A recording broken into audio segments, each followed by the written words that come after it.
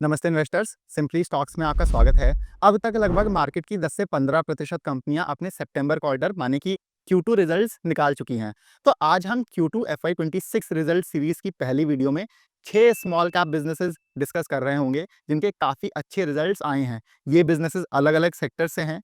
हम कंपनियों के बिजनेस मॉडल्स को समझेंगे, इनके रिजल्ट्स देखेंगे और साथ में ये भी जानने की कोशिश करेंगे कि इनका भविष्य कैसा दिख रहा है। लेकिन ध्यान रहे, ये वीडियो किसी भी तरह से इन बिज़नेसेस पर बाय या सेल रिकमेंडेशन नहीं है, इसका आपको ध्यान रखना है। इसके साथ ही चलिए शुरू करते हैं।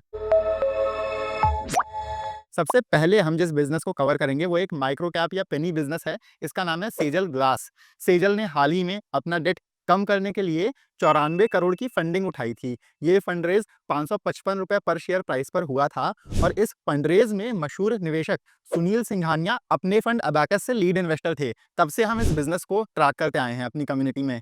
सेजल अलग-अलग तरह के ग्लासेस बनाने के बिज़नेस में है। ये tough and, laminated, insulated, decorative और सिरेमिक ग्लास की मैन्युफैक्चरिंग करते हैं। इनका जो ज़्यादातर बिज़नेस है वो इंफ्रास्ट्रक्चर और रियल एस्टेट सेक्टर से आता है। जैसे आपने अगर ग्लास बिल्डिंग्स या बड़े-बड़े ऑफिसेज़ देखे होंगे तो उनमें जो सब आर्किटेक्चरल ग्लास लगता है, सेजल उसकी मैन्युफैक्चरिंग करता है। इनके अब तक 2 मैन्युफैक्चरिंग प्लांट्स थे, एक यूएई में और एक यहाँ भारत में सिलवासा में।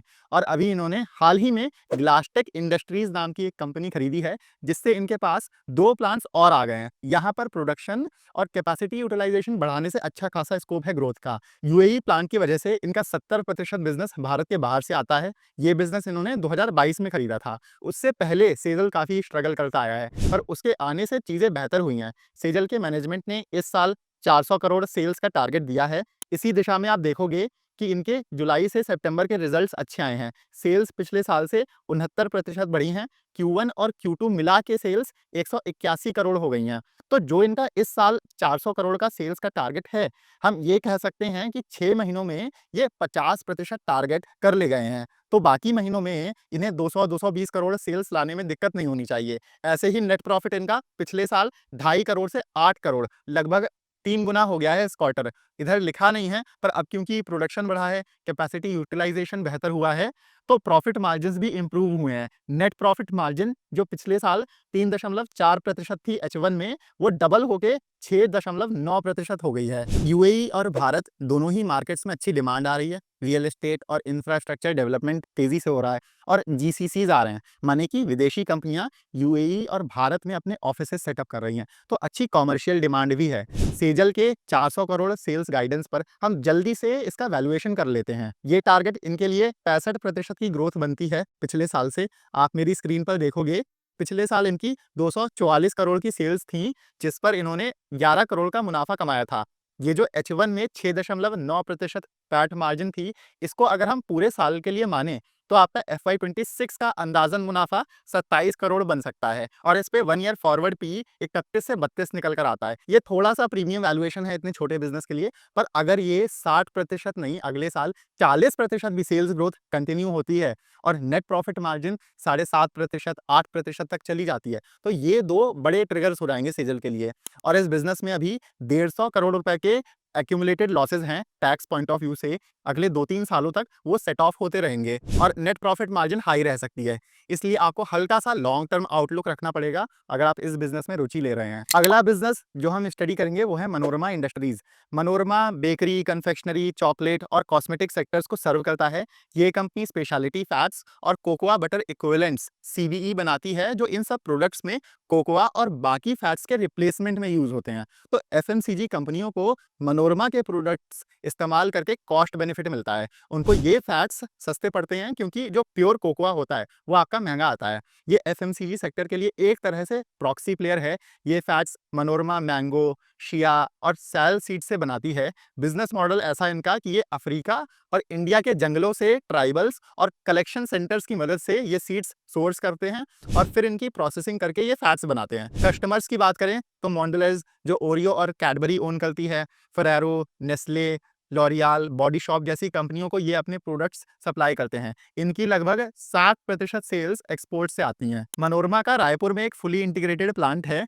फुल्ली इंटीग्रेटेड मतलब कि ये उस प्लांट में एक्सट्रैक्शन से लेकर रिफाइनरी, फ्रैक्शनेशन, जो भी स्टेप्स होते हैं मैन्युफैक्चरिंग में, सारे इस प्लांट में होते हैं। कंपनी ने हाल ही में अपनी कैपेसिटी भी बढ़ाई थी। आगे ये Q3 में मतलब कि अक्टूबर से दिसंबर के महीनों में अपने प्लांट की मेंटेनेंस करके उसे अपग्रेड कर रहे होंगे। उससे इनकी कैपेसिटी 30% बढ़ के 40,000 मीट्रिक टन से 52,000 मीट्रिक टन हो जाएगी। और फिर इन्होंने अपने प्लांट के पास में ही 20 एकड़ की बड़ी ज़मीन खरीदी है, जहाँ ये मीडियम से लॉन्ग टर्म में एक्सपेंशन करेंगे। इसी स्क्रीनशॉट में एक और बहुत इंटरेस्टिंग चीज़ आप पढ़ोगे, इधर लिखा है कि कंपनी ने अपना इस साल का सेल्स टारगेट 1050 करोड़ से बढ़ाकर 1150 करोड़ कर लिया है। मतलब कि पहले कंपनी इस साल 35% सेल्स ग्रोथ टारगेट कर रही थी, पर इनकी परफॉर्मेंस इतनी अच्छी रही है H1 में कि अब ये 50% सेल्स ग्रोथ टारगेट कर रहे होंगे। तो ये काफ़ी पॉजिटिव न्यूज़ है। इसी दिशा में इनके रिजल्ट्स देख लेते हैं एक बारी।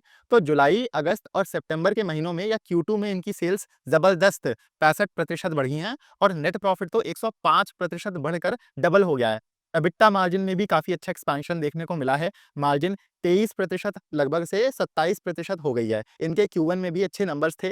तो ओवरऑल अगर देखें H1 में भी 65% सेल्स ग्रोथ आई है। यहाँ एक और इंटरेस्टिंग चीज़ क्या है कि 6 महीनों में इनकी 613 करोड़ की सेल आई है। तो अगर हम ये मान लें कि बाकी के 6 महीनों में भी मनोरमा इससे ज़्यादा नहीं, कम से कम इतनी ही सेल कर ले जाएगा, तो ये जो मैनेजमेंट ने 1150 करोड़ या 50% सेल्स ग्रोथ टारगेट दिया है, वो बीट होके 1225 करोड़ सेल्स या 60% सेल्स ग्रोथ आ सकती है। तो इसलिए हम कह सकते हैं ये काफ़ी अच्छे रिजल्ट्स हैं। चलिए अब हम लोग यहीं पर जल्दी से मनोरमा का भी वैल्यूएशन एक्सरसाइज कर लेते हैं। इधर दिया है कि आधे साल में इनका मुनाफा 106 करोड़ रहा है।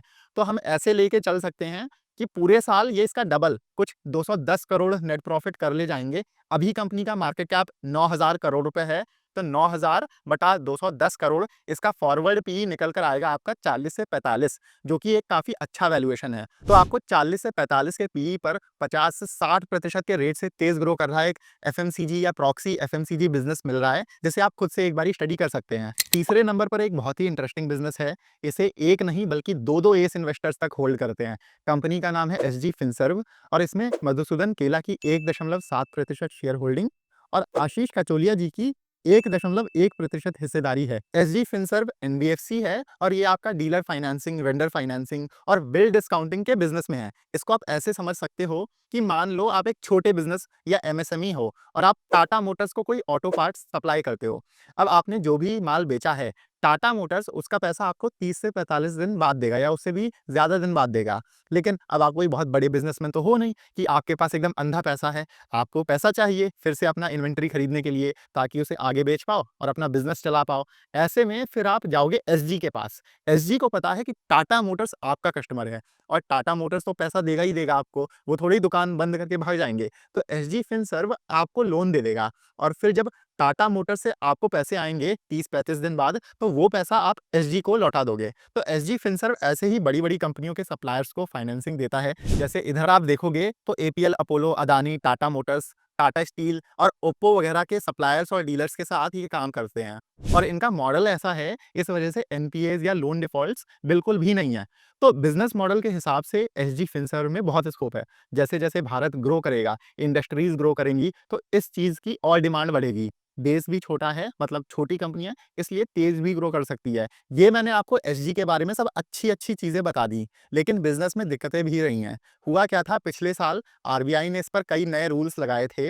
इस वजह से इनको अपना पूरा बिज़नेस आधा कट करना पड़ा था। और आप इधर देखोगे तो पिछले साल जनवरी से सितंबर के महीनों में इनका एयूएम, इंटरेस्ट इनकम और नेट प्रॉफिट तीनों गिरे थे। लेकिन फिर पिछले 1 साल में एसजी ने बहुत अच्छी रिकवरी भी दिखाई है और बिज़नेस पहले से भी अब ऊपर के लेवल्स पर आ गया है। रिजल्ट्स इनके पिछले साल से कंपैरेबल नहीं है, क्योंकि जैसे मैंने आपको बताया कि पिछले साल कुछ प्रॉब्लम्स हो गई थी। पर आप क्वार्टर ऑन क्वार्टर देखोगे तो इनकी परफॉर्मेंस अच्छी रही है और ये बिज़नेस एक अच्छी दिशा में जा रहा है। इनका एयूएम ग्रो करके 2,900 करोड़ पहुँच गया है। एयूएम या लोन बुक वो पैसा होता है जिसका इस्तेमाल करके आगे कोई एनबीएफसी लोन्स देता है।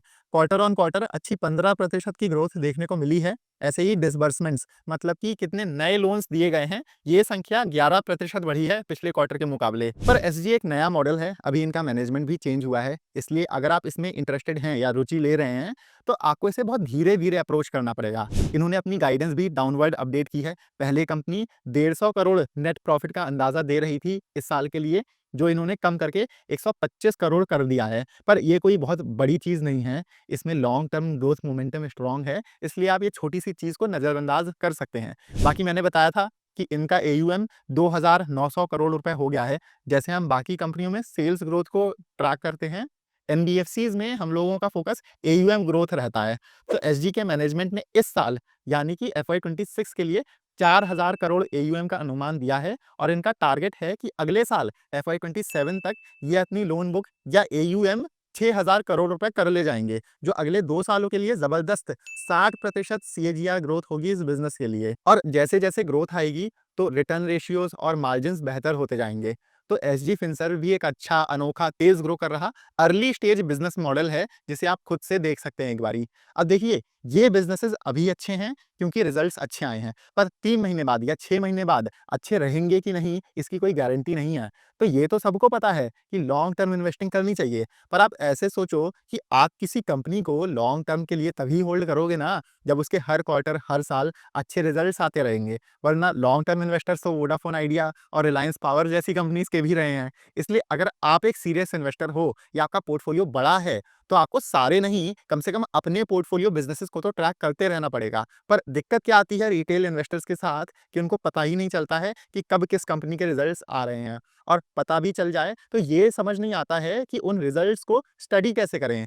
और तो और इतनी सारी कंपनियां हैं मार्केट में 5,000 के आसपास, तो किस किस को ट्रैक करें। तो इसलिए हमने सीरियस इन्वेस्टर्स के लिए एक पर्सनल व्हाट्सएप कम्युनिटी बनाई है, जहां हम 150 से ज्यादा अच्छे अच्छे बिजनेसेस को क्लोजली ट्रैक करते हैं, उनके business model, valuation, risk factors, कैसे रिजल्ट्स आ रहे हैं, सब पर डिटेल में डिस्कशन होता है। यहाँ हम अपना पोर्टफोलियो भी शेयर करते हैं और वन ऑन वन आपके सारे डाउट्स भी क्लियर करते हैं। हाँ, लेकिन हम किसी भी कंपनी पर बाय सेल कॉल्स नहीं देते हैं, हम सेबी रजिस्टर्ड नहीं है। हमारा काम सिर्फ आपको सही और पूरी इंफॉर्मेशन देना है कंपनीज पर। ये एक पेड कम्युनिटी है और इसमें 2 प्लान्स हैं, 6,000 रुपए का 6 महीने के लिए और 10,000 रुपए का साल भर के लिए। 6 महीने वाले प्लान में आपको मंथली रेट पड़ेगा 1,000 रुपए, और साल भर वाला प्लान अगर आप लेते हैं तो आपको मंथली रेट बस 850 रुपए पड़ेगा। तो अगर आप इंटरेस्टेड हैं ये कम्युनिटी ज्वाइन करने में, आप इस नंबर पर व्हाट्सएप कर दीजिए, वरना इसी का हमने डिस्क्रिप्शन में लिंक भी दिया हुआ है, आप उस लिंक से हमें कॉन्टैक्ट करके ये कम्युनिटी ज्वाइन कर सकते हैं। वापस से अपने डिस्कशन पर आते हैं। चौथा बिजनेस जो हम स्टडी करेंगे वो है जोटा हेल्थ केयर। जोटा को हम अप्रैल से अपनी कम्युनिटी में कवर करते आए हैं। ये कंपनी मोदी जी के सस्ती जेनेरिक दवाइयों के मिशन पर काम कर रही है। जोटा जेनेरिक मेडिसिन के लिए दवा इंडिया नाम से फार्मेसी यानी कि मेडिकल स्टोर्स चलाता है। शायद एसजी की तरह ये बिजनेस मॉडल भी आपके लिए नया होगा। तो हम 2 मिनट लेकर यहाँ जोटा के बिजनेस मॉडल और ये जेनेरिक दवाइयाँ होती क्या हैं, ये समझ लेते हैं। जब कोई ड्रग या दवाई बनती है, कि मान लो सिप्ला या मैनकाइंड ने 4-5 साल रिसर्च करके टेस्ट किए और मान लो उन्होंने एक ड्रग तैयार किया। अब होगा क्या, क्योंकि फार्मा कंपनी ने इतना सब खर्चा किया है करोड़ों रुपयों का उस एक दवा को बनाने में, तो सरकार पेटेंट के तौर पे सिप्ला को प्रोटेक्शन देगी कि आपका ड्रग और उसकी रिसर्च का फॉर्मूला एकदम सेफ रहेगा। अगले 20 साल तक सिर्फ आप ही उससे बना के बेचो और भर भर के पैसा कमाओ। उसे और कोई फार्मा कंपनी कॉपी करके नहीं बना सकती है। लेकिन 20 साल बाद क्या होगा कि आपको फॉर्मूला वो सबको बताना पड़ेगा, और 20 साल आप पैसे कमा लिए, अकेले बेच के मुनाफा कमा लिए। अब बाकी कंपनियां भी वो फॉर्मूला इस्तेमाल करके मार्केट में अपने अपने ब्रांड्स उतार देंगी। इसका फायदा क्या होता है कि कस्टमर्स या पेशेंट्स के लिए दाम सस्ते हो जाते हैं, पहली चीज, और बाकी फार्मा कंपनियां भी उस ड्रग के ऊपर थोड़ी रिसर्च कर लेती हैं, तो वो दवाई और डेवलप हो जाती है। तो पूरा फार्मा सेक्टर ऐसे ही चलता है। जैसे आप पैरासीटामोल का उदाहरण ले लो, डोलो, सुमो, कैलपॉल सब सेम दवाएं हैं। डोलो माइक्रोलैब्स बनाती है, सुमो एल्कम की ब्रांड है और कैलपॉल जीएसके की, और तीनों का 15 का पत्ता 25 से 35 रुपए की रेंज में मिलता है। पैरासीटामोल तो सस्ती दवाई हो गई, तो आपको मे बी 25 और 30 रुपए में कम फर्क लगे। ऐसे भी हो सकता है कि कोई ड्रग किसी कंपनी का 2,000 रुपए का बिक रहा है, सेम फॉर्मूला दूसरी फार्मा कंपनी मार्केट में 3,000 रुपए का बेच रही हो। कौन कितने का बेच पा रहा है, ये पूरा मार्केटिंग पे डिपेंड करता है। तो एक बारी जब किसी ड्रग का पेटेंट एक्सपायर हो जाता है, हम उसे जेनेरिक बोलते हैं, और जेनेरिक मेडिसिन रेगुलर मेडिसिन से 30 से 90% तक सस्ती हो सकती हैं। और आपको लग रहा होगा ना कि 5-10 दवाएं ऐसी होंगी मार्केट में। आज की डेट में, और ध्यान से सुनना, आज की डेट में भारत में 90% दवाएं जो बिकती हैं, 90% जेनेरिक्स होती हैं। मतलब ये वो दवाएं हैं जो आप आसानी से 50% तक के डिस्काउंट पर खरीद सकते हो। और भारत छोड़ो, यूएसए में जिनका कहने को हेल्थ केयर इतना एडवांस्ड है, वहाँ 90% मेडिसिन जेनेरिक्स होती हैं। अभी भारत में एक बहुत बड़ा अवेयरनेस गैप है, कई लोगों को पता ही नहीं है कि जेनेरिक्स लेकर वो अपना दवाओं पर खर्चा कम कर सकते हैं। तो जोटा इन्हीं जेनेरिक दवाओं के लिए फार्मेसीज या मेडिकल स्टोर्स चलाता है। ये बहुत तेजी से एक्सपैंड कर रहे हैं। आप देखोगे इन्होंने पिछले 3 महीनों में 310 स्टोर्स खोल लिए हैं और अब देश भर में इनके 2055 मेडिकल स्टोर्स हो गए हैं। जोटा का इस साल लगभग 1000 स्टोर्स खोलने का टारगेट था। इन्होंने Q1 में 163 स्टोर्स खोले थे, अब Q2 में 310 आए। तो कुल मिला के इस फाइनेंशियल ईयर के 6 महीनों में या आधे साल में ये 474 स्टोर्स खोल के लगभग अपना 50% टारगेट इस साल का पूरा कर लिए हैं। इनके रिजल्ट्स भी अच्छे रहे हैं। जोटा इतनी तेजी से एक्सपेंशन कर रहा है, इस वजह से लॉसेस में है। पर यहाँ हमको ये देखना है कि बिजनेस प्रॉफिटेबिलिटी की दिशा में जा रहा है कि नहीं। क्योंकि होता क्या है कि जब आप इतना तेजी से एक्सपैंड कर रहे होते हो, तो आपको सब खर्चे पहले से करने पड़ते हैं। स्टोर्स खोलने पर, लोगों को हायर करने पर, सेल्स फिर आपकी बाद में आती हैं। अब इस वजह से रिजल्ट्स देख लेते हैं। सेल्स इनकी पिछले साल से 92% बढ़ी हैं, या कहने को ऑलमोस्ट डबल हो गई हैं। ग्रॉस मार्जिन लगभग 60% पहुंच गई है। यहाँ ध्यान देने वाली चीज़ क्या है कि एबिटा मार्जिन पिछले साल जो आधा प्रतिशत नेगेटिव थी पिछले साल, ध्यान दीजिएगा, वो इस साल 6.2% हो गई है। ये दूसरा क्वार्टर है जब कंपनी ने एबिटा लेवल पर प्रॉफिट कमाया है या मुनाफा कमाया है। इस वजह से आप देखोगे कि भले 92% सेल्स ग्रोथ आई है, पर कंपनी के लॉसेस उस रेट से नहीं बढ़े हैं। लॉसेस पिछले साल से बस 33% बढ़े हैं। तो जैसे जैसे आगे और सेल्स ग्रोथ आएगी, धीरे धीरे लॉसेस कम होते जाएंगे और बिजनेस प्रॉफिटेबल होता जाएगा। अगला बिजनेस जो हम लोग स्टडी करेंगे वो है थायरोकेयर टेक्नोलॉजीज। ये एक हेल्थ केयर डायग्नोस्टिक्स कंपनी है और ये पैथोलॉजी लैब्स चलाते हैं। इनका जो मेन बिजनेस है वो डायग्नोस्टिक लैब्स चलाने का है, जहां से इनकी ज्यादातर सेल्स आती हैं। इनके पास देश भर में 37 लैब्स हैं, जिनको चलाने के लिए इन्होंने 10,000 से ज्यादा फ्रेंचाइजीज का नेटवर्क सेटअप किया है। ये मॉडल काम कैसे करता है कि मान लो डॉक्टर ने आपको कोई ब्लड टेस्ट कराने को बोला, तो आप थायरोकेयर के फ्रेंचाइजी पे जाके अपना ब्लड सैंपल दे दोगे और फिर वो फ्रेंचाइजी वो ब्लड सैंपल आगे लैब भेज देती है और 1-2 दिन में आप उस फ्रेंचाइजी पे जाके रिपोर्ट ले लेते हो या आपके पास वो रिपोर्ट ऑनलाइन आ जाती है। थायरोकेयर B2B मॉडल पर काम करता है। इनकी सेल सीधा कस्टमर्स या पेशेंट से नहीं आती हैं, बल्कि ये अपनी सेवाएं फ्रेंचाइजी पार्टनर्स, अन्य लैब्स, क्लिनिक्स, हॉस्पिटल्स वगैरह को देते हैं। यहाँ लैब या थायरोकेयर के लिए कस्टमर आप नहीं हो, फ्रेंचाइजीज हैं एक तरह से। टेस्ट ये लोग परफॉर्म करते हैं और रिपोर्ट्स फ्रेंचाइजीज या हॉस्पिटल्स के नाम से आपके पास आती हैं। बाकी प्लेयर्स के मुकाबले थायरोकेयर की प्राइसिंग मार्केट में काफ़ी कॉम्पिटिटिव है। इस वजह से इन्होंने इंडस्ट्री में अपनी अच्छी जगह बनाई है, खासकर छोटे-छोटे शहरों में। सेक्टर के बारे में थोड़ी बात करें तो कोविड के बाद से हुआ क्या था, 2022 और 2023 2 साल बेकार रहे थे डायग्नोस्टिक्स कंपनीज़ के लिए, पर पिछले 1 साल से इस सेक्टर में बहुत अच्छी ग्रोथ आ रही है। ओवरऑल ये मार्केट 10% के रेट से ग्रो कर रहा है। पर हो क्या रहा है कि थायरोकेयर और डॉक्टर लाल पैथलैब्स जैसी ऑर्गेनाइज्ड कंपनियां छोटे-छोटे रीजनल प्लेयर से मार्केट शेयर छीन रही हैं। उनकी बिजनेस ग्रोथ 15% से ऊपर आ रही है। अब इनके रिजल्ट्स देख लेते हैं। आप देखोगे हाफ ईयरली और क्वार्टरली दोनों टाइम फ्रेम्स में अच्छी 24% की सेल्स ग्रोथ आई है। प्रॉफिट भी इनका 45 से 46% बढ़ा है। प्रॉफिट ग्रोथ सेल्स ग्रोथ से ज्यादा है, तो हम ये भी कह सकते हैं कि बिजनेस को अच्छी ऑपरेटिंग लेवरेज भी मिली है। डायग्नोस्टिक्स में मेरे हिसाब से थायरोकेयर बेस्ट प्लेयर है। इनका मैनेजमेंट अपने दिए हुए टारगेट से बेहतर परफॉर्मेंस डिलीवर करता आया है। मेरे हिसाब से थायरोकेयर का इस साल कम से कम 20% सेल्स ग्रोथ बन सकता है और इनके मैनेजमेंट ने जबकि बस 14 से 16% सेल्स ग्रोथ का गाइडेंस दिया हुआ था। इस सीजन फीवर या बुखार के केसेस पिछले साल से 26% कम रहे हैं और क्योंकि अक्टूबर, नवंबर और दिसंबर पीक सीजन रहता है, ऐसे में मैनेजमेंट का कहना है कि इस बारी दिसंबर क्वार्टर कमजोर जा सकता है, इसलिए वो गाइडेंस को लेकर कंजर्वेटिव हैं और गाइडेंस बढ़ा नहीं रहे हैं। पर फिर भी ओवरऑल थायरोकेयर एक बहुत अच्छा बिजनेस है, जिसे आप खुद से स्टडी कर सकते हैं। और आखिरी बिजनेस जिसके काफी अच्छे रिजल्ट्स आए हैं वो है आनंद राठी वेल्थ। आनंद राठी म्यूचुअल फंड डिस्ट्रीब्यूशन के बिजनेस में है। इनका ज्यादातर कस्टमर बेस करोड़पतियों और अरबपतियों का है, जिनको ये म्यूचुअल फंड्स बेचते हैं और साथ में इन्वेस्टमेंट से जुड़ी अन्य सेवाएं भी देते हैं। आनंद राठी के पास आज लगभग 90,000 करोड़ रुपए का AUM है, या कहने को ये वो पैसा है जो इनके क्लाइंट्स ने इनके जरिए निवेश किया हुआ है म्यूचुअल फंड्स में। इनका म्यूचुअल फंड इंडस्ट्री में लगभग 1.4% मार्केट शेयर है। ये एक रिलेशनशिप बेस्ड बिजनेस है। इसमें रिलेशनशिप मैनेजर्स होते हैं, जिन्हें आप ट्रेन्ड, एक्सपीरियंस्ड एडवाइजर्स भी बोल सकते हो, जो एक क्लाइंट अकाउंट्स हैंडल करते हैं। जैसे आनंद राठी के पास अभी लगभग 400 के आसपास रिलेशनशिप मैनेजर्स हो गए हैं और इनके पास लगभग 12,800 क्लाइंट्स हैं। इनका एयूएम पिछले साल से 22% बढ़ा है और एक्टिव क्लाइंट फैमिलीज में 16% की ग्रोथ देखने को मिली है। तो ये काफी अच्छे नंबर्स हैं, क्योंकि आप देखोगे कि मार्केट पिछले एक साल में कहीं नहीं गया है और म्यूचुअल फंड इनफ्लोज, मतलब जो नया पैसा आ रहा है म्यूचुअल फंड्स में, वो कम हो गया है। पर फिर भी ये अपना क्लाइंट बेस और एसेट्स अंडर मैनेजमेंट बढ़ाते आए हैं। ये 22% एयूएम ग्रोथ हमें बताती है कि इनका आरएम का नेटवर्क बहुत स्ट्रांग है, कि इस दौरान वो अपने क्लाइंट से गिरते हुए या साइडवेज मार्केट में भी निवेश करवाते आए हैं। फिर इसी दिशा में आप देखोगे, इनकी सेल्स पिछले साल से 23% बढ़ी हैं और नेट प्रॉफिट 31% ग्रो किया है इस क्वार्टर। ये भी अपनी गाइडेंस पर अच्छा प्रोग्रेस कर रहे हैं। इन्होंने इस साल के लिए लगभग 1175 करोड़ सेल्स और 375 करोड़ नेट प्रॉफिट का अनुमान दिया था, जो इन्होंने 6 महीनों में आधा अपना पूरा कर लिया है। अभी इनका एयूएम लगभग 91,500 करोड़ रुपए हो गया है, जो इनका इस साल के अंत तक 1 लाख करोड़ रुपए करने का गाइडेंस है। तो एज अ बिजनेस मॉडल, आनंद राठी एक बहुत ही कंसिस्टेंट ग्रोथ और स्ट्रॉन्ग मोट वाला बिजनेस है। इस मॉडल की आप स्ट्रेंथ ऐसे समझो कि हर साल निफ्टी 12 से 15% का सीएजीआर रिटर्न देता आया है।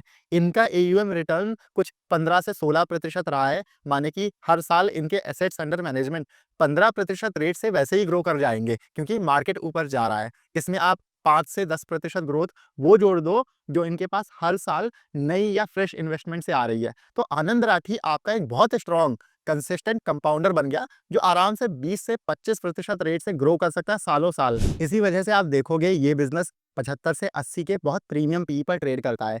एक, क्योंकि मॉडल बहुत स्ट्रॉन्ग है, और दूसरा कि इनका मैनेजमेंट कंसिस्टेंटली या अच्छे या बुरे मार्केट में परफॉर्म करता आया है, अपना बिजनेस ग्रो करता आया है। इसलिए किसी बिजनेस को आप ना ऐसे बिना देखे हाई पी रेशियो की वजह से रिजेक्ट नहीं कर सकते हो। कंपनी कैसा ग्रो कर रही है, छोटी है या बड़ी है साइज में, बिजनेस मॉडल क्या है, इन सब की वजह से पी रेशियो को भी एक प्रीमियम मिलता है। पर हाँ, अभी फिलहाल हल्का पी महंगा चल रहा है थोड़ा, उसका आपको ध्यान रखना पड़ेगा अगर आप इस बिजनेस में रुचि ले रहे हो, वरना आप इसे अपने रेडार पर भी रख सकते हैं भविष्य के लिए। बाकी इस मॉडल में रिस्क क्या है कि आपको ट्रैक करना है कि इनके आरएम्स कंपनी छोड़ के तो नहीं जा रहे हैं, मतलब कि उनका एट्रिशन कैसा चल रहा है। क्योंकि जैसे मैंने आपको बताया ना कि ये एक रिलेशनशिप बेस्ड बिजनेस है पूरा। ऐसे में रिस्क क्या रहता है कि आरएम कोई अगर आनंद राठी छोड़ के कोई दूसरी कंपनी चला जाए या अपना खुद का बिजनेस डाल ले, तो क्लाइंट लॉस का रिस्क रहता है कि वो क्लाइंट्स भी उसके साथ ना चले जाएं। तो H1 में बहुत ज्यादा नहीं, इनके 4 पुराने आरएम्स छोड़ के गए हैं, उनमें भी इन्होंने 82% एयूएम रिटेन कर लिया है। अब देखिए, अर्निंग सीजन अभी बस शुरू हुआ है और कंपनीज ने अपने रिजल्ट्स निकालना बस स्टार्ट ही किया है। अगर आपको इस सीरीज का पार्ट 2 चाहिए कि हम अगली वीडियो में भी 6 यूनिक बिजनेसेस लेकर आए जिनके अच्छे रिजल्ट्स आए हैं, तो आप कमेंट्स में पार्ट 2 जरूर लिख दीजिएगा। बाकी अगर आपको ये वीडियो पसंद आया है तो इसे लाइक जरूर करिएगा। साथ में आप हमारे चैनल सिंपली स्टॉक्स को भी सब्सक्राइब कर सकें। हमारे लिए आपके लाइक्स और सब्सक्राइब्स ही मोटिवेशन है, ताकि हम हर हफ्ते ऐसी हाई क्वालिटी वीडियोस आपके लिए फ्री में लाते रहें। तो इस वीडियो को लाइक और हमारे चैनल को सब्सक्राइब जरूर करिएगा। मिलते हैं हम आपसे अगले वीडियो में। Happy investing.